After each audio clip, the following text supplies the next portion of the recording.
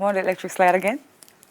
So according to marriage.com, when it comes to romantic relationships, sometimes independence can be a double-edged sword. We're going to be going through a list of signs that indicate that you might be too independent for a relationship, and we're going to share our thoughts on that this morning. Somebody tell me that already, you know. So I have to be able to lean on me for certain things. You can't do everything by yourself. Relationship is a two-way street. It's a partnership, and you are too independent. And then that same person left me a road. So, yeah. So my mother did always tell me, Sim, have your own. Make sure you can do your own. Yes, ma'am. Don't fall to the point where you are fully dependent or even too partially dependent on anybody, because you never know what can happen. And so thank God, Novlet Clark, for your wise counsel. Your thoughts on this topic? Boy, the Aquarian in me I don't know. It's so hard to just let it go. It is very, very hard, honestly. And I've seen enough examples. Again, I have to give props to my mommy. She was always the person. She's the agent of revolution in the family. Like, she's going to be the one to say, guys, this is the direction that we're going to go in, because all we have is time, and it waits on no man, and we're going to move forward. This is what we're going to do, etc., etc. No, that is in my mind. I'm sorry. Like, socialized. That is ingrained in me. Yes. Wired. So for me to be waiting around on you to catch up is sometimes very hard. It's not even just waiting around for somebody to catch up, you know. I find now that it's just a situation where sometimes you condition yourself so hard based on what That's you a have nicer way to say it. Thank you. Yes. That sometimes you just don't even want to allow people to do nice things for you. Yeah. You know, because you're like, oh, I can get that myself. Yeah. I can do that myself. Or like us women who walk with like 500 bags and we're going up the steps in our heels and we're never asking for help. Or somebody actually offers to help. That happens to me every day. And I'm like, no, I balance. And then by the time you carry everything drop. Every day! What is wrong? I know. I'm like, why are you walking? What are your intentions? Why are you coming with me to the car? You know, what are you doing? I'm telling you. It's a thing. Lord. It's a thing. All right. So this article says that marriage.com, by the way, recognizing the signs of being overly independent can help you understand the dynamics of your relationship and whether your independence is actually a barrier to a deeper connection. So here are 10 signs that might indicate that you are too independent for a relationship.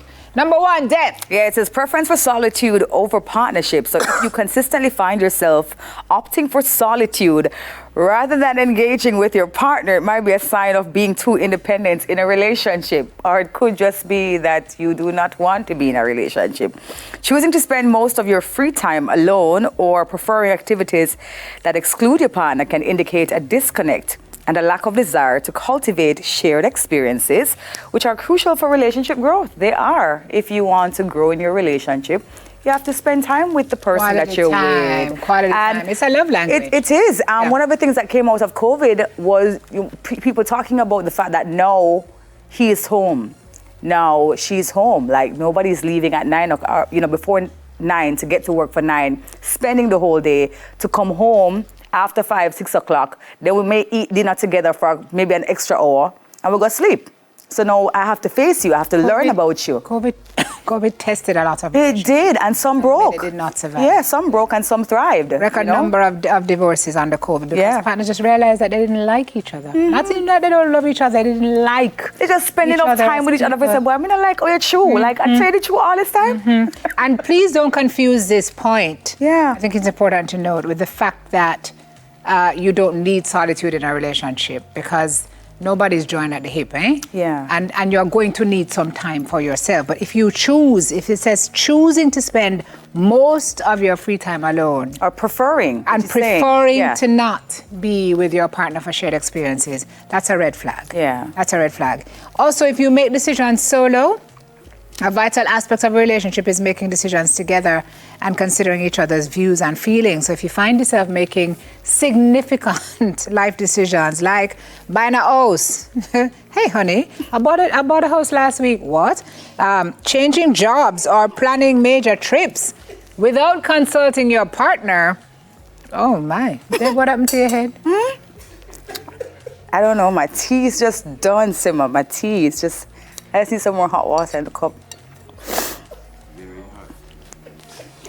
It might suggest a level of independence that undermines the partnership dynamic, making you too independent in a relationship. There's nobody back of you. Nobody do around Why are you here. talking? Yeah, true, but I at see all in me? your head when I read this. I'm wondering if you can relate, like you have a friend who have this issue. Friend. Okay. You know, Okay, we hear the friendly. stories all the time, man. You read about it. Oh, God. I hear the stories all the time. Let's What to move do? on. What to do? All right. So Number this 3. one says emotional She's on the self-reliance. TV. My Yes. electrician is calling. I know. She's on the cheese I'm wired. so independent. I'm supposed to go to She's wired. I'm right so now, sir. independent. Okay, here we go. It says emotional self-reliance to the extreme. While being emotionally self-sufficient is healthy, an unwillingness to open up, share vulnerabilities, or seek emotional support from your partner can signal too much independence in a relationship. Relationships thrive on mutual emotional support. Without it, the emotional connection can weaken. Now, this part is very, very, very true, because there are times when you need another voice and you need somebody else's shoulder. You just need somebody to share space with you, if it's even not to do anything but to listen and just physically be there, so that I don't feel like I'm tarrying through this thing alone. Yeah, but you know what? For some people, they want to share, but they don't want to share with their partner. Yeah. So if you are sharing the information and your partner is not the person, what does that mean? Like, is your partner not your friend? Since I'm in my own can I get the cards? Red card, yellow card. Okay. Good relationships are built on solid friendships. Yeah. And so you may have a girlfriend who it might be easier to talk to, but your partner should have some idea of what is going on. And if they are completely in the clueless realm, then that's a problem. Yeah. When compromise starts to feel like sacrifice, red flag, too independent. In relationships, compromise is often necessary. If you find compromising on even minor issues challenging, or if it feels like a significant sacrifice, rather than part of a healthy give and take, it may be an indicator of being too independent for a relationship or for the cooperative nature of relationships. All right, this one says absence of shared goals or plans, a reluctance to discuss or make long-term plans with your partner, such as future living arrangements, financial goals, or family planning, can be a sign of excessive independence. Now, this might show an unwillingness to fully integrate your lives, which is essential for a long-term relationship. You have to have those discussions, man. What are your long-term goals? What are your short-term goals? Yeah. If you're discomfortable, that's not a word. If you are uncomfortable, isn't that foolish? Sounds like it could be a But if for Sim speak, it's definitely a word. You know, I would say discomfortable and have no issues. Exactly. But we have a responsibility there, but Of course. responsible and mature broadcasters to say The correct that thing. discomfortable. It's not a word. Children, do not try that at home. Adults, do not try that at home. Just don't do it. Red card. Red card. Hello. Discomfort with intimacy. Emotional and physical intimacy might be challenging if you're too independent for a relationship. Intimacy requires vulnerability and closeness, which can be difficult if you're used to maintaining a strong sense of independence and self-sufficiency. That one speaks for itself. All right, we're almost out of time. It says minimal desire for regular communication. Relationships require consistent and open communication. If you find yourself not feeling the need to check in with your partner regularly, share your day-to-day experiences, or communicate about your feelings. It says it could be a sign that your independence is hindering the development of a deeper connection. Yeah. Hey, what's up? If it's a day that's gone, sometimes two. But you're not in any Who said something relationship the other day? Oh, it was Jenny last night on the show. Jenny's doing her doctorate. Did you know that? Yes. She's about to finish her doctorate. That's so nice. I said to her, how you find the time? And she said, same. If you want to do something, you're going to. She said, nobody can tell me I was too busy to. Or she said, if you want to find the time to do something, you will make the time to do it. So you see, if your partner tell you, say, just don't have the time. Couldn't message you back for the whole day today because, boy, I just didn't have the time. Yeah. That's why I messaged you today, because yesterday was really busy. Yeah. You see, I'm looking at you. You see me looking at you? I'm looking at you. Jay and I have a thing where even if we're in meetings and, you know, the other person is calling, we are going to stop. We're going to stop. We're going to say, hey, everything all right? Or even send a message. Can we call you back? Right? Or, Yeah, no. Yeah. What? One whole day? Especially when you have pitney. If you have kids, like, you have to check in with the person. You can check in with your partner at least once for the day. You're not in a relationship. You're not both in a friend. have a big hole and you're going down. Exactly. All right. Separate social lives. While it's healthy to have your own friends and social life, having a social circle that's completely separate from your partner and a preference to keep it that way. Oh, you don't know my friends, I don't know yours. You don't know my family, I don't know yours. What can go so? It's Secret Service. What can go so? That cannot be do.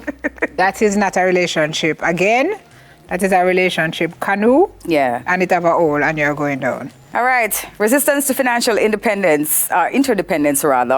Resistance to financial interdependence. A strong reluctance to merge finances or share financial responsibilities can be indicative of too much independence in a relationship or plain old mean.